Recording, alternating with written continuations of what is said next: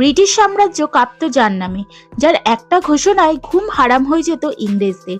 জানেন ব্রিটিশরা সবচেয়ে ভয় পেত কাকে? উত্তর একটাই, নেতাজি সুভাষচন্দ্র বসু।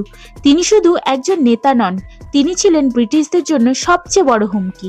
যখন অন্যরা আন্দোলন করছিলেন আইন আর আলোচনার পথে, নেতাজি বলেছিলেন, তোমরা আমাকে রক্ত দাও, আমি তোমাদের স্বাধীনতা দেব। তিনি গড়ে তুলেছিলেন আজাদিন ফৌজ। ব্রিটিশ সেনাবাহিনীর ভারতীয় সৈন্যদের মনোবল ভেঙে দিয়েছিলেন। ব্রিটিশ গোয়েন্দা রিপোর্টে নেতাজিকে বলা হতো the most dangerous man in India. ব্রিটিশরা জানতো যদি ভারতের মানুষ অস্ত্র তুলে নেয় তাহলে আর শাসন ধরে রাখা সম্ভব নয়। নেতাজির কারণে ব্রিটিশ ভারতীয় সেনাদের উপর বিশ্বাস হারায়, নৌবিদ্রোহ ও সেনা অসন্তোষ বাড়তে থাকে এবং 1946-এর পরে স্বাধীনতা দাওয়া ছাড়া উপায় থাকে না।